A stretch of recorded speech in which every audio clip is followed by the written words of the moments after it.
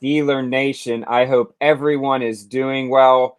This quarterback talk is getting very tiresome, man, and it's only February. The NFL Combine is here. I am Jay York Football. I'm alongside the great Mic'd Up Sports One, the Twitter king himself. How are you? I'm good. Let's have some wide receiver talk. I'm with you. Yes. Quarterback talk. I'm tired of it. Let's have some receiver talk today. So we definitely have a good guest, man. Tell them about who's sponsoring us. Yeah, we have some great partnerships right now over at City Wheelhouse where the bar is set. Where the bar is set, we say it every time. You don't have your shirt on today, but I see you got your Yins hat on. Shout out to Yins as well. Their tires for all cars and trucks can now be purchased online at steelcitywheelhouse.com. And as we always say, they'll work with any budget. Financing is available. Again, we say it all the time. It's where the bar is set. You will not be disappointed. Go see our guys, John and John, down there doing great things in the Pittsburgh area. And all your custom artwork, the only place to go is Steel City Wheelhouse. And then I guess it's the new champagne of beers, you can say, Stoney's. Why settle for a run-of-the-mill mass-produced beer when you can have the best, upgrade your beer game, raise your standards, and taste the difference that Stoney's beer can delivers? And it's brewed right in Latrobe. It's a fan favorite. I enjoy it on Steeler Sundays. And I'm not really much of a beer guy, but I will say that the Stoney's beer, if I had to pick, Stoney's. It's made you a beer guy. I know you. Yeah. I know you my whole life. You were never a beer guy, but now you get a Stoney's in your hands, and before you know it, you're 6 deep yelling at Kenny Pickett. Sounds about right. I think me and all of Pittsburgh as well. So, hey, we have a great guest. We're really excited. We're going to talk some wide receiver talk and talk to him about what he's doing now. So what do you say, Sick Team? Let's get to it. Turn up your volume. Because you're about to listen to The Sick Podcast. Steelers Crazy. Harris Smith shields. Flacco. Polamalu takes it home. Super Bowl 43. Pittsburgh might be bound for that thanks to number 43. The sickest Pittsburgh Steelers podcast. Sports entertainment like no other. It's gonna be sick. Well, Jordan said Stoney's beer was a fan favorite. I think it's appropriate for this show because this guy was definitely a fan favorite in his time with the Pittsburgh Steelers as well. Receiver from 2015 to 2018. The third most receptions by an undrafted free agent in team history. It's our guy, Eli Rogers. Eli, what's going on? What's up? Thanks for having me. You were surprised by that stat. Were you surprised? I am. That's an awesome stat. We did our homework. Yes, sir. The Steelers have been playing football for a long time, and you are the third most receptions by receiver in team history for an undrafted free agent. So obviously it speaks to your character, work ethic, all those good things that we'll get into. First of all, man, thoughts on the city of Pittsburgh? Have you been back at all since 2018? Yeah, I went back probably twice. I mean, I love Pittsburgh. It's a little bit slower than Miami. It's kind of old school, but I love the people there, the architecture, everything. It's an amazing city. And we're going to get into your career in just a moment, but I think it's important to mention that career is not over. You obviously, balled out last year, of course, playing in the XFL with the Orlando Guardians, had a really good season. Are you healthy? Do you still want to play? Do you think you can still play in the NFL? Absolutely. I believe actually right now I'm better than I was when I was at the Steelers. I'm older, I'm smarter, and I had an injury in 2018, and I believe I'm just stronger now in general. You know what I mean? I've been training hard this off season. Like you said, I was at Orlando last year. It was a bit of a situation there with just coaching and understanding what's going on as far as the new league. But other than that, I believe I came back. I didn't play since 2020 in an actual game. Mm-hmm. And I believe I really hit my stride at the end of the season in the XFL. But, we didn't make it too far. It wasn't very good. So, other teams are not really going to look at you when you have a losing record. So, yeah, but I'm definitely working my ass off to get back into the league. And that's where I am right now. Have you had any contact with anybody? Are there any feelers that you guys have thrown out there just yet? No, but I am still in contact with Mike Tomlin and Kevin Colbert, and just a few guys, coaches that I was close to when I was in the league. So I'm just working, man. Hopefully I get that one shot, one coach take a chance with me, and I'm to the moon after that. There are a lot of players that we have on this show that we hear were former Steelers that still have a relationship with Coach Tomlin. What does that say about him as a person? What is it that, do you guys catch up via text every once in a while? That type vibe? Yes, sir. He's a great coach. He's obviously a legendary coach, and he's more than a coach, though. He's more like that father figure. Being a guy coming from Miami, go through a lot, and it's not easy to open up to trust people. And Mike Tomlin, he makes you very comfortable, just being down to earth and being a guy you can relate to outside of football. And that's why I believe I grew my relationship with him. Love to hear it. Yeah, great coach. Yeah, for sure. We're hanging out here with Eli Rogers, former Steelers receiver, super productive his time in the league, and of course in various leagues in the last handful of years.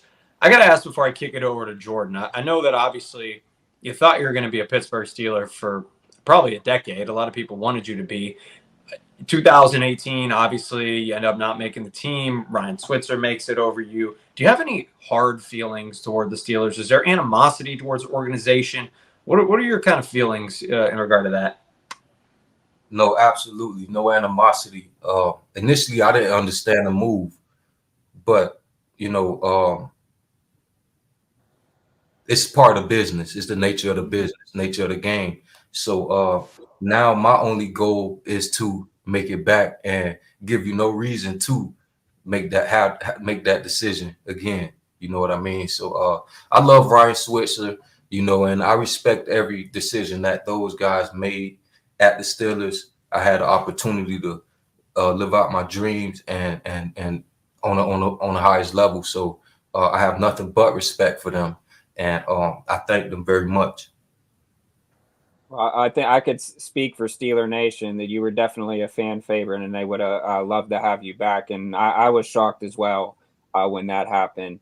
So let's talk about some better times. In 2016, I think you finished third in yards, catches, and touchdowns. Just talk about what you remember from that season. Yeah. Technically, I was sacking Le'Veon as a running back. There you go. Glad to get it fact checked by you, but yeah.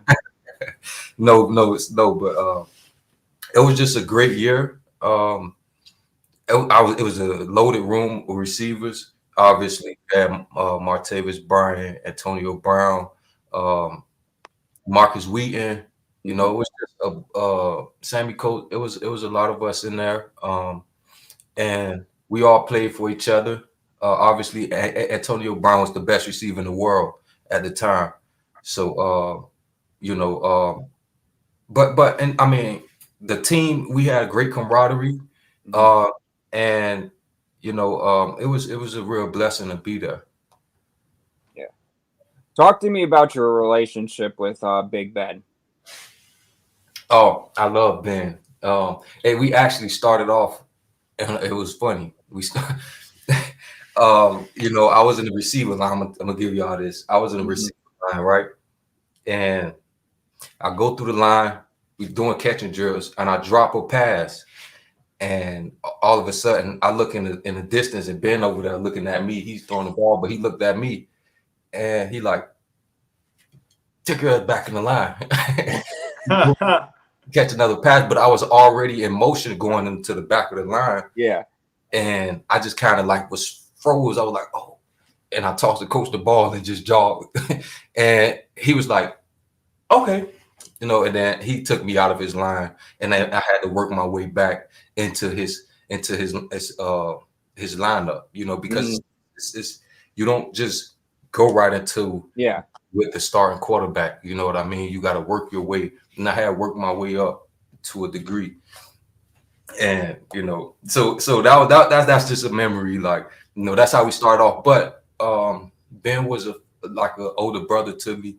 Obviously he was older than everybody else, but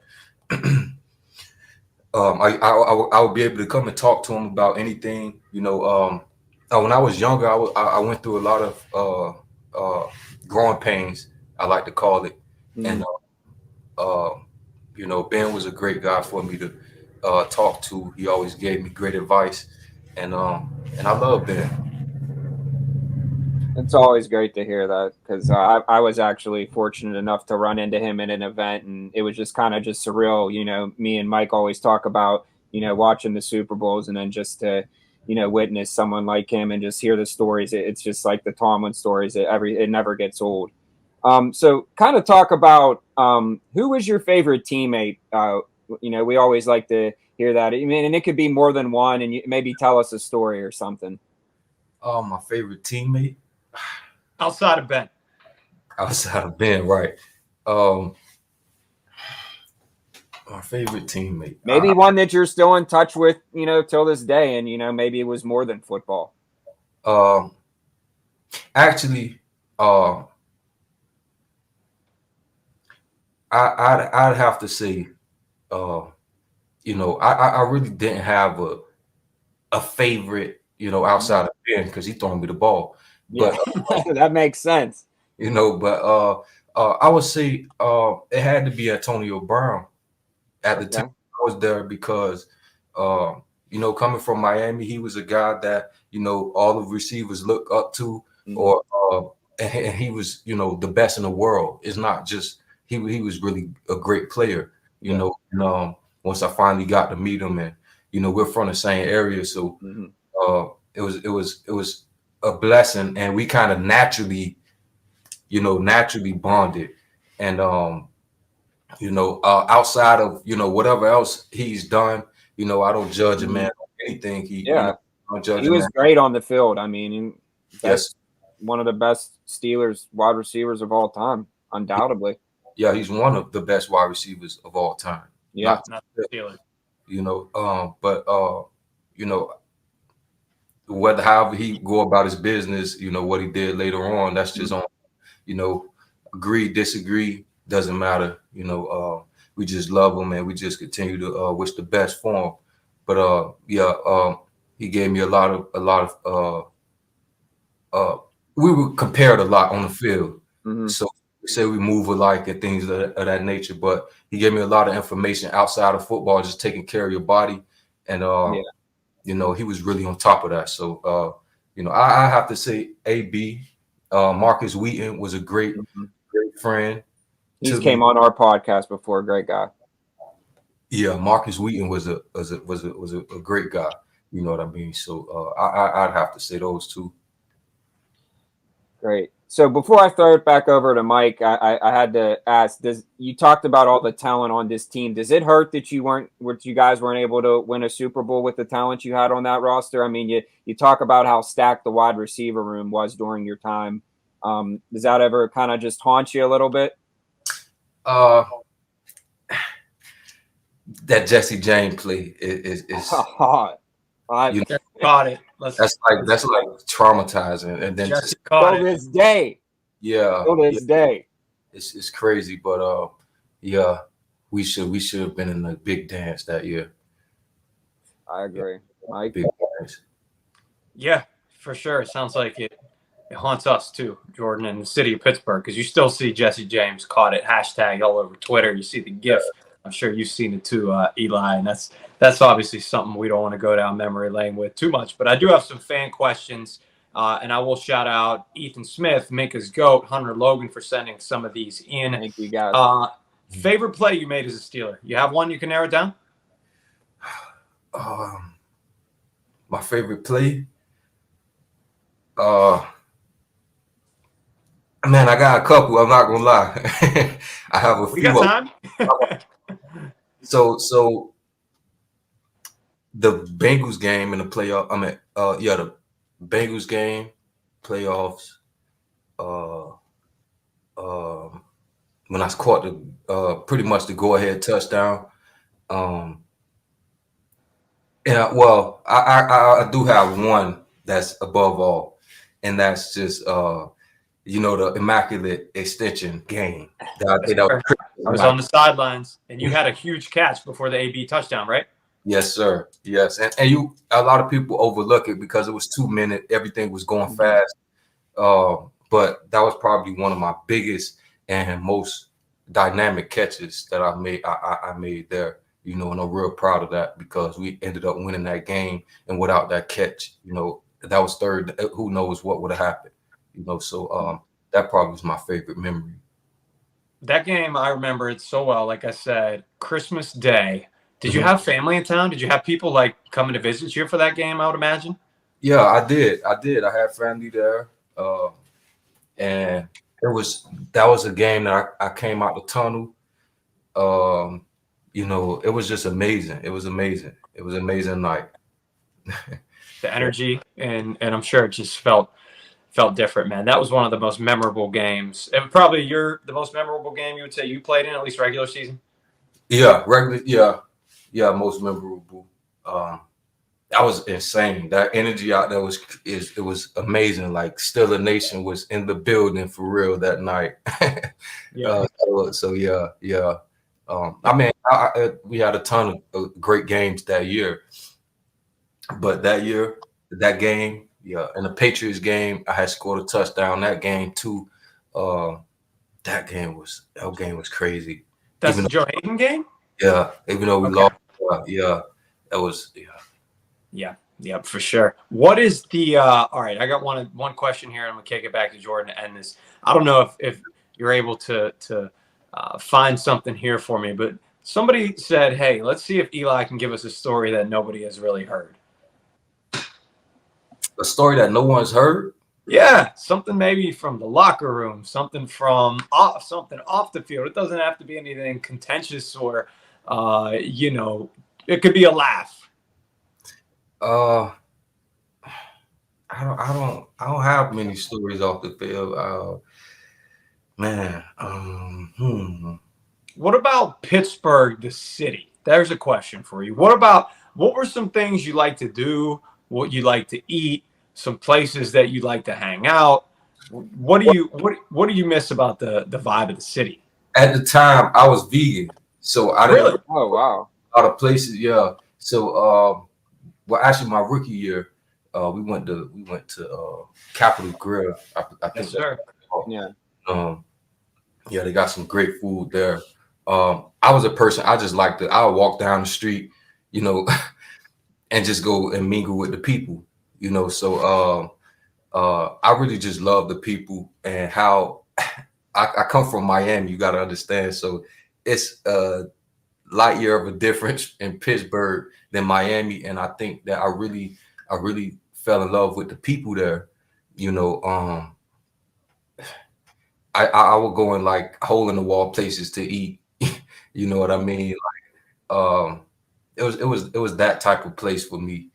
So I don't really have any. That's a great story. I don't know if everybody knew you were a vegan and walked down the street in Pittsburgh just hanging out with people. So that works. I think it was the South Side. I would just walk down the street and Permane Bros. I went there before, got the fries and like I said, my rookie year, I was eating chicken and I didn't eat beef or pork or anything like that, but I ate chicken and I got I think it was a chicken and fries sandwich, the fries on the sandwich. It was fire too. There you go. Yeah. Heinz on your fries. That's one of Jordan's songs. Heinz on your fries. You got to send it to Pittsburgh. Yeah, I'll send it to you. Fries. So before we get you out of here, you worked hard to get in this league. But specifically, what advice could you give these guys with the draft, NFL Combine, being an unrestricted, undrafted guy like yourself? just kind of talk about, you know, the mindset and how you can grow from that. And, you know, you made it. So why can't they? Well, I'm actually I want everybody to follow me on YouTube because I'm gonna touch on that a little more. Yeah. Yeah, we'll save it for the end. You can tell everyone where they can find you and what you're doing, or if you want to do it now. Usually we wait till the end, but okay. This is the actually Eli Rogers show now. So Yeah, you know, but I would say just keep your head down and stay focused and remember the feeling that you had when your name wasn't called. Maybe some guys out there feel like they were supposed to be in that draft pool, but they just didn't get their name called. Now you have an opportunity. You know, don't let that push you in a negative light. use it to fuel you in a way. Yes, sir. Use it to fuel you. And I was always a hard worker. Nobody ever had show me how to work hard. Like I was always a hard worker. You know, you can ask anybody at the Steelers. I was one of the hardest workers there. You know, and it's unquestionable. But a hard work beat talent. When talent doesn't work hard, they already feel like you don't have the, you know, talent to be drafted. So I live by that mantra, so I could get down with that any day. Yes, sir. Yes, sir. Hard work, man. So before we can tell everyone where they can find you and what you're doing now, you talked about your YouTube channel. Before we got you, we had to ask this question. What are Eli Rogers' thoughts on the current Pittsburgh Steelers, and are they trending in the right direction? Now, I know you said, you know, you're making a comeback, and who knows, you could be the Steelers need, you know, extra wide receiver. Hey, you're fresh, older, wiser. You never know. But just from the outside looking in, if you still do watch the Steelers, just kind of give your take on the current team and what direction it's trending. Well, I think they have great talent there. They have a group of great receivers. They have pretty good O-line. Offensive line is good. And the defense is always going to be great. You got Mike Tomlin as the head coach. You know, so defensive-minded guy, always had a great defense. I think they're heading in the right direction. You know, just have to get the quarterback situation figured out because that really and the coaching, the offensive coordinator, you know, Matt. Later they got rid of him, which, you know, no shots at him, but you know he didn't get the job done. You know what I mean, that's what it is at the end of the day. We're talking on the field. If the production's not there, I mean, it's kind of like a losing battle there. You can't defend it. Yes, sir. Yes. So I wasn't a big fan of that offense that he was called. So because you have great talent around, there's no reason why guys getting the ball, you know, things of that nature. So, but I think the Steelers are headed in the right direction, and I'm excited to see them play. You know, I'm excited to see how Mike Tomlin put it together this year, and how the guys, you know, become one. There you have it. Well, hey, we really appreciate you being able to just, you know, talk about the memories and everything that you got going. But before we get you out of here, you talked about your YouTube channel. What is Eli Rogers doing when he's not, you know, training to get back to the NFL? Well, I just started a YouTube channel. I was checking it out. Great stuff. I'm new to this world, so you guys be patient. We got you. We got you. But follow me on YouTube at Eli Rogers. You can follow me on Instagram. I'll be giving you guys, you know, more in depth of my life, pretty much what I'm doing. You know, give you just the things I've learned, and you know, mainly for the guys that was in my position who didn't get drafted, who didn't, you know, and wondering the road that I took and the type of work that I put in. You know, you'll have full access to that. So, yeah. Sounds great. Well, hey, we would love to have you back in black and gold, but either way, we appreciate you coming on the show, appreciate the memories, and we're always going to be rooting for you, man. Thank you both. Thank you. Send you some Permanis, my guy. Yeah, we'll keep in touch too. We'll have to have you back on during the season if you're not playing, but I think you'll be playing. Yes, sir. Thanks, Eli. Thanks a lot, man. Thank you. Blessings. Peace. Tell you what, it's great to talk to somebody like Eli around draft season. I really enjoy hearing players' perspective who didn't have the silver spoon, right? Wasn't a first-round pick, wasn't a guy in college that everybody anointed as the next great one, like Caleb Williams, right, or Marvin Harrison Jr. He had to work his way into the starting lineup when all seemed truly impossible, too large of a hill to climb. And he climbed that hill. So 3 names, I mean, right there, man. And I put him in this category, right? James Harrison, Willie Parker. The Steelers have had undrafted free agents who have become superstars, Hall of Famers like James Harrison, guys like Willie Parker, who had the longest touchdown run in Super Bowl history, guys like Eli Rogers, who is, like I just said, 3rd most receptions by an undrafted free agent in team history for a receiver. Incredibly impressive. That really are a look at what guys can become if they're not drafted in the draft upcoming. So loved it, and great to hear some of his takes, right? Yeah, I mean, I really think he was talented, and we kind of talk. It's no hard feeling towards Ryan Switzer, but I think we all know that Eli Rogers was light years better than Switzer. But Right. I mean, and I really did. I liked Eli Rogers. I think he kind of brought that spark, and he was clutch. He came in, he had those big catches, and he was shifty. The Steelers kind of need that. I can't see Robinson coming back, so hey, you never know. But yeah, it's always cool. Never say never. Le'Veon Bell wants to come back. Yeah, I mean, at this point, I'm waiting bring for the band back, baby. Yeah, I mean, at this point, I'm waiting for Ben to be like, screw it, I've heard enough. I'm throwing my name into the Steelers QB. Jesse James redemption time. Oh man. But, yeah, it's been all around good stuff. I mean, it's crazy times in Steelers, every day. Mike's the more analytical guy, and I'm the crazy one. And this is the Sick Podcast, Steelers Crazy, and we go all year round. I know our next show, Mike will be in Mexico, so I'll be holding it down. But Eli Rogers, just great stuff, man. Just draft really content coming up straight on through. Yeah, we're gonna jump right into the draft next week. So get ready. I hope you have fun in Mexico. Just thank you. Thank you very much. I hope everybody out there is safe. I hope everybody's good. I heard there's better weather in Pittsburgh right now. Vibes are high. Pirates baseball around the corner. Penguins got a couple wins in a row. There we go. Like there's still some optimism in Pittsburgh sports. Pitt basketball's playing well. Right now, I was going to have to go check that score. Tonight's make or break for them. Huge game against Clemson. So I'm about to go ahead and flip that on. Let's go, Blake Himsom. There you have it. Hey, it's been another great show. Thanks for hanging out with us. Thanks, Eli, for joining us. And we'll be back later this week with another one. So make sure you subscribe. Tell your family to subscribe. Tell your aunt, your uncle, wherever they live in the world, because the Steelers are the world's team.